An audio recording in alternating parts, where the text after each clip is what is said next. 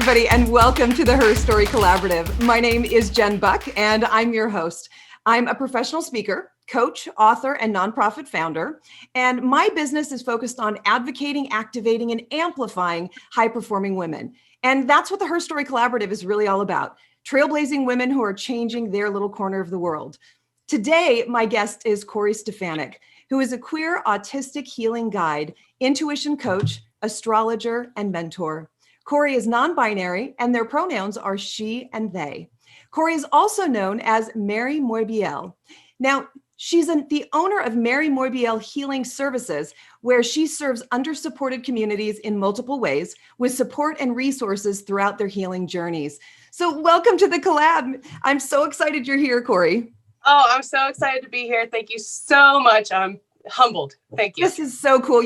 So for those listening and watching, we have for the last couple of years been friends on Facebook, and I've watched you do this miraculous work. I've seen it done in circles of people that I'm connected to, but I've also seen the testimonials about the change that people have made. I know from one of our close friends, I have watched her blossom in the last year while you've been working with her. And it's extraordinary to see what you do. However, I don't know that I fully understand what you do. So for sure. I would love for you, Corey, to tell us all a little bit more about what you do and how you do it. Sure. Yeah, I'd love to. So first of all, thank you. One of my favorite things about doing what I do is also watching people just come into their own and really own their authenticity and just be themselves. So thank you so much. I appreciate, your feedback. And so basically, I do a lot of different things to teach people how to understand themselves, how to listen to themselves, how to reconnect with their inner children. And I work in a lot of different modalities in doing so. So I'm an astrologer, so I work a lot with astrology. I'm also a tarot reader, so I work with tarot in teaching people how to work with their intuition. So I don't necessarily use tarot in the way of fortune telling or telling people what's going to happen to them. I use it as a tool, as a modality to help them in their journey, and to help kind of guide them through that healing, which can be really, really hard and suffocating, as many of us have worked through. Yeah. So the main point of what I do as a healing guide is just helping show up in that space exactly where someone is. Mm-hmm. I'm part of the queer, non-binary, trans community. I'm part of the autistic and neurodivergent communities. Mm-hmm. And so many times they're intersected with under-supported communities just piled on top, right? And so when you hit those deep intersections, there's so much support and resource lacking in getting people the help that they need on their journey just to know who they are and to be able to be themselves in the world. Right. And so I use a bunch of different tools to be able to show up in those spaces for people. So somebody sends me a message and they're like, this is where I am. This is what I have going on. Yeah. And if I can help them, then I do so in one of those ways. I either hold space for them. We do sessions where they verbally process. We do some energy work together. We can do intuition coaching, business coaching, because I also have a business degree and have worked in nonprofits. So there's all kinds of different ways that I kind of tie that in based on their specific journey. And then if I can't help them, I provide them the resources to what it is they do need or who it is they do need. Yeah. So it is confusing. So thank you for asking, because when you look at my page, you're like, so what do you do? What is this? And here's the thing I know for sure, because I've watched it intimately with your client and my friend. I've watched the transformation in her. And the interesting thing is just this week, I was really struggling. I've actually been carrying something for 18 months and I was struggling with it this week because it bubbled to the surface because she came to me and created that space. And I was able to, really be authentic and step into that pain and talk about how I've been carrying something that didn't belong to me, and I was carrying it because I didn't want others to be hurt by the information that I knew. So my only I guess, avenue, or what it seemed was my only avenue, was to retreat and just hold the secrets. But eventually it bubbled out. And so this client of yours took me through a journey by holding that space. And then on top of it, the next day she put some cards out and said, which card would you choose? 1, 2, or 3? And the one I chose was like, oh my gosh, there it is. It literally brought me to tears. And I saw the transformation in her, and then I felt it in me, and that's remarkable. That's it. Yeah, that's it. And that is like the thing that keeps me going, right? Is like being able to see, because once somebody finds their authentic truth, they get to bloom and they get to share their gifts and their story and their talents and their being in this like sacred, vulnerable, beautiful space. And it's just, for me, like, yes, I'm a healing guide, right? And people refer to what I do as healers, right? In some different settings, but I'm just holding the space. I'm just the guide. I'm just the one to sit with them in the darkness. You know, they do the work and then I get to witness it. And so it's such a beautiful place for me to be, to watch. It's like watching a garden just, and all of a sudden just bloom everywhere. It's just beautiful. So I love that. I love that. And I love that you also work with these different spaces that are traditionally underserved, who didn't have a voice and an advocate, who didn't have a practitioner of some, on some level, who's able to speak that language and take them through the journey. And that has to be so rewarding for you. Yeah. And, the way that I got into it was because that I went through my life without having someone, right? So I had seen therapists and I love them and they've saved me on multiple occasions and they're such a blessing. Yeah. And I noticed that there was this lack of understanding in my experience. And a lot of that comes from the fact that people that have had my experience aren't able to get to the positions to be able to be seen and hold that space because we're still unhealed, right? And, the healing journey happens forever. I'm still unhealed. I will continue to be healing and unhealed and activations and triggers. And that's the beautiful part of it, right? Is knowing that it is a journey, but I still belong here and I still like have a space and can help, in that journey. I love how well you are able to educate people. I have been able to see you literally shine a spotlight on areas that people had never been aware of. And I feel like even personally, having someone within one of those segments of the community, I've been able to learn so much from you just about the way I deal with him, and how I communicate and how he's processing. And your work is so much about education. And I can't thank you enough for that, because I think we've all really missed something here, in understanding. Yeah, I completely agree. And I'm so glad that you benefit from what I do. And I think a lot of it is around that understanding of so many differences, right? So specifically I was just having a conversation earlier, so it's top of mind, but regarding neurodivergency and conversations. And so a lot of times, especially on social media, I come off very harsh, right? I'm very to the point. And it's because it's exhausting for me to have conversations that way. The way my mind processes and all of these different things, it's just exhausting for me. And could I fluff it, right? Could I make it all fluffy for people? For sure I could, for sure. And I do in certain spaces. Yeah, you do. But there's also times where the truth is the truth, the facts are the facts, and sometimes those just have to be laid out. And that's how a lot of autistic and neurodivergent people communicate, because it's exhausting and we don't understand why to do it the other way. Right. Luckily for me, go ahead. No, you go. Luckily for you. Luckily for me, I wasn't diagnosed as a child. So I was forced to live in society as a neurotypical or an allistic being. And so I was forced to learn these social cues. And I was learned to recognize when someone isn't really listening anymore. And, I was taught to do these things. And I don't know if I would have had I gotten a diagnosis as a child. So it gives me a specific view and perception of both sides. Yes. So I can recognize the importance of being able to fluff and needing the fluff sometimes, right? Sure. And I can also understand the importance of not needing it and not having it. Yeah. And so, and as I work through my journey, I think it becomes easier for me to recognize those spaces and not be activated in my own process in that space. And that's why I have Mairi Moibeal Services, right? So I'm Corey Stefanick, but there's also Mairi Moibeal Services where I'm able to hold that kind of different space, if that makes sense. Yeah. Yeah. I don't think you're harsh.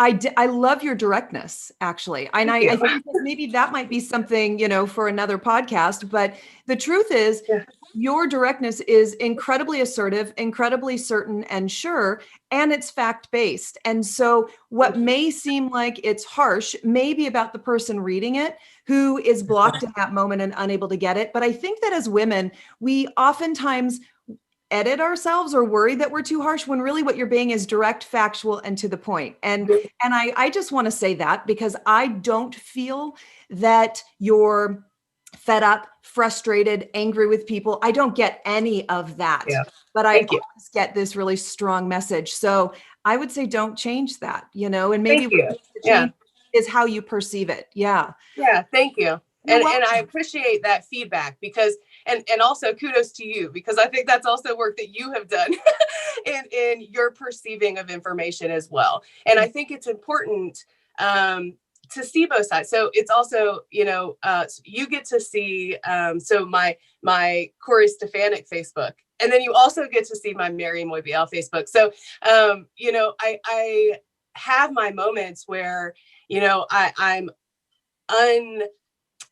resourced in my own space. And then I get to kind of take that knowledge and spin it and be able to bring it to a bigger population in a way that can be dissected, regardless of if you're neurodivergent or if you're neurotypical or if you're unsure. It gets kind of to be digested in that way. So I very much appreciate the feedback, and I am ever working on, accepting those pieces. So I often will hashtag direct, not rude.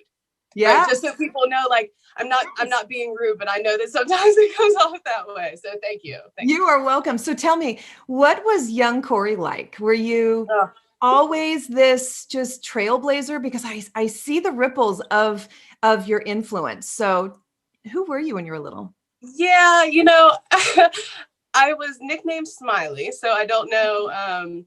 So in the book that we both have stories in, plug, Love Meets Life. Yeah.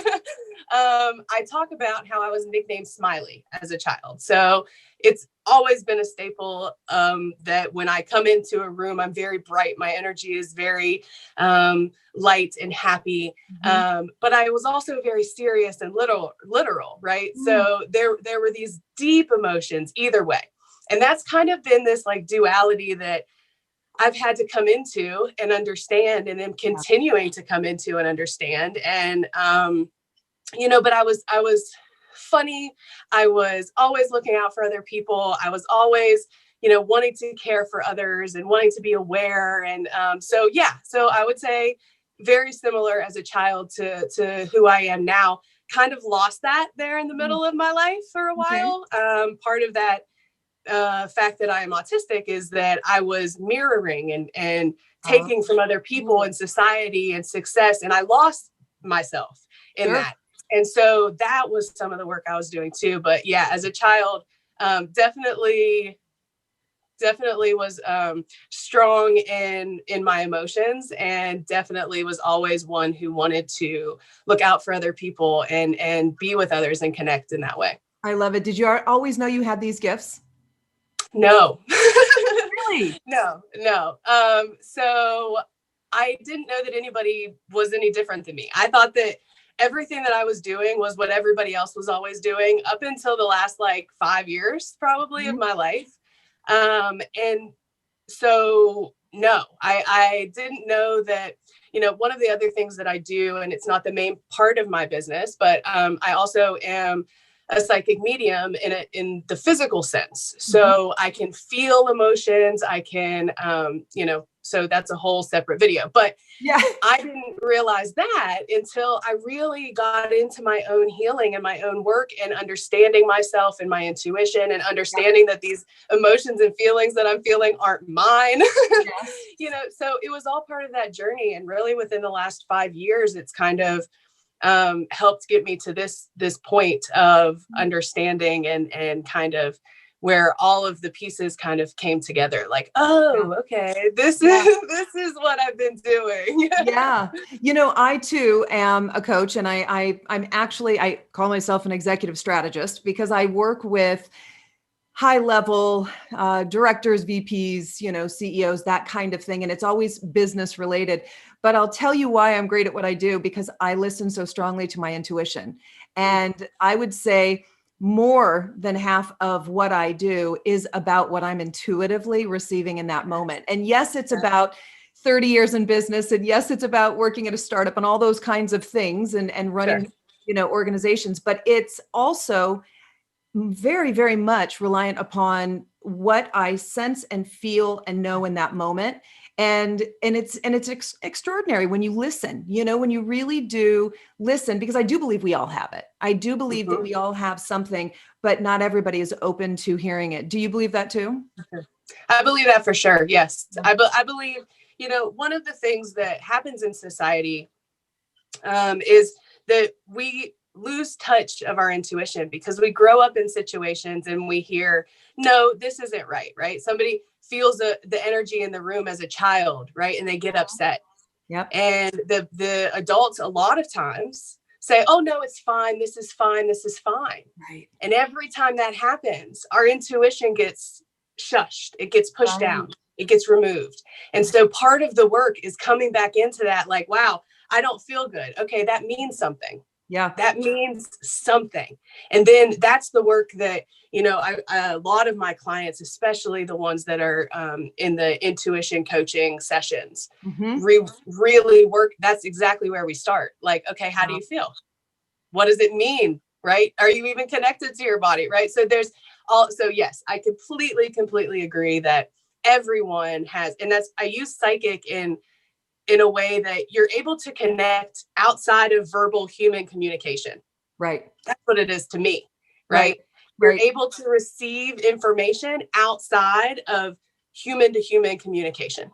Totally. And being in touch with your intuition is definitely part of that. And I think that everyone has that gift. Yeah. And I think that, you brought up feelings, and I think feelings are really important too. In my work, I'll get these really high performers that look like they are, on top of the world and they've got it all under control. And yet they're fearful of making certain decisions.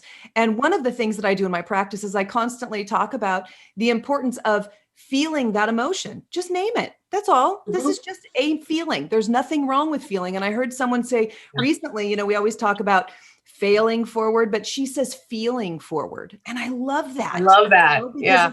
That's what we do. The feeling is just a feeling. We name it, we acknowledge it, but then we move through it, or with it. It's not about leaving the emotion behind, but I think when we name the emotion, I think people feel more empowered, that, okay, yeah, I'm feeling fear. Just a thing. This is the thing. Yeah. Yeah. So I love that. So what do you love about what you do? Oh, I love so much about it, honestly, because I talked before about being able to witness people as they grow into themselves and being able to, see that just authenticity kind of spread throughout a group of people, just starting with like one person. The other thing, one of my mentors says often is that every time we give a session, we get a session. And it's so true. It's so true. And, her name's Heather Rose, and she's amazing. And she has taught me that I struggle with imposter syndrome. I don't know if I know you're familiar. I've seen dialogue about it. Yeah. And that was part of that work that I was doing with imposter syndrome, is that everyone is still healing, right? I don't have to wait until I'm fully healed That's to right. launch my program to help other people, right? Every single time I am in a session, I get something. I'm continuing to learn and grow and understand and just witnessing. And I think that at the end of the day is what I love the most, is that I can witness other people and continue to grow from them and with them. Yeah. And every day is different, right? Yes. I love, for my mind, the way my brain works. I like to have a lot of things going at a time. And that type of work just fits for me because it's always fresh. It's always something that is current and challenging and gets my brain working and, you know, all of that. And I imagine you're the same. Yeah, completely the same. And the other part of it for me is I really struggle. So I was in corporate America before this. I had a corporate job and I was working with a lot. There was 20-year difference between me and the next person in line, same job that I did. Mm-hmm. So I was looking at all these people a generation above me, and I kept remembering, like, this isn't where you want to stay, right? Yeah. And so I didn't understand exactly why, right, at this time. So this is still before, like, I had even, figured out that I was autistic. So there was still a lot happening for me there that I wasn't aware of. But with this work, I get to value myself and make sure that I'm resourced before trying to show up for anyone else. Because that gets lost a lot. And a lot of autistic people, a lot of people in general really struggle with that 9 to 5 or the corporate life. I was working 80 hours a week. Like, for what? For other people. But I wasn't able to value myself. I lost that piece. So especially as an autistic, it's important for me to be able to shuffle my schedule and be in charge of that, which is a blessing. And I'm very privileged to have that, to be able to have that.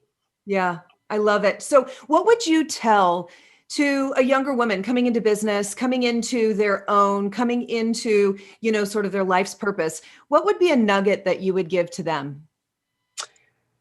You're perfect.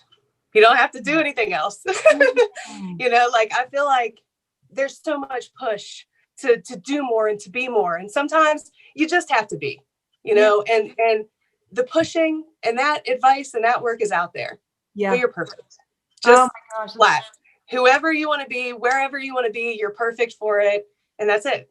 I love that. No more, no less. And that would be for women identifying people, non-binary people, AFAB, anybody that falls within that or wants to fall within that. That is my advice to them, for sure. Love it. Love it. Such great advice. So we're at the point now where I'm going to transition us into the speed round, and I could sit here doing this with you, that, just sort of popcorning back and forth, but I want to get some questions thrown your way that kind of give us an idea of who you are. That's a little less formal. And I ask everybody, and it always gives me sort of this great idea about who they are beyond this, broadcast. So you ready?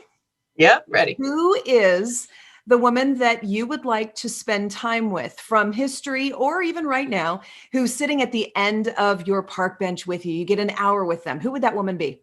Sylvia Rivera. Ooh. She is a trans activist. I don't know if you're aware of her, but if not, look her up. She's amazing. Sylvia Rivera. Great answer. Okay. Are you a night person, an afternoon person, or an morning person? Yes and no. It really, time to me is a social construct. So if I'm rested, then I'm a person. And if I'm not, leave me be. You are so funny. That's the best answer. Oh my gosh, I love that. So if you won a huge amount in the lottery, what would be your first spend? Oh, an RV. Really? Yeah, that's what that's on the works. Okay. I love Put out the good vibes for the RV. I love that. That's right. And what's your favorite book? So I don't read, really. That's another thing. But I used to read and I can read. I just don't choose to. But as a child, I was super into like that series, the series of unfortunate events as a child. Okay. And now as an adult, I only read if it's like my special interests. Got it. Okay. No specific book. That's all right. So best advice you've ever been given? Astrology is so much more than your sun sign. Oh, yes. The whole world out there. Yeah, for sure. For sure. So next question. Do you have any regrets in life? Yes. Really? Yeah. Okay. Okay. Mm. Your theme song, you're walking on stage. You have thousands of people in your audience. What song are you walking into? My Mother's Savage Daughter by Windrith, written by Windrith. Okay. I need to look that up too. I will post it for you. Yeah, please do. Please do. Are you living past 100? If a lot of things change, but right now I'm 31 and I'm exhausted. So it's hard for me to like see that far, but I would love to if I'm healthy and some things change. Okay. Got it. Got it. And the best word to describe you? Both. Both. Oh my gosh, what a great answer. Thank you. Oh, you just get me. You stop me. You move me. That's what I meant by that. Oh, that's so good. And final question here. When I'm old, I hope to see.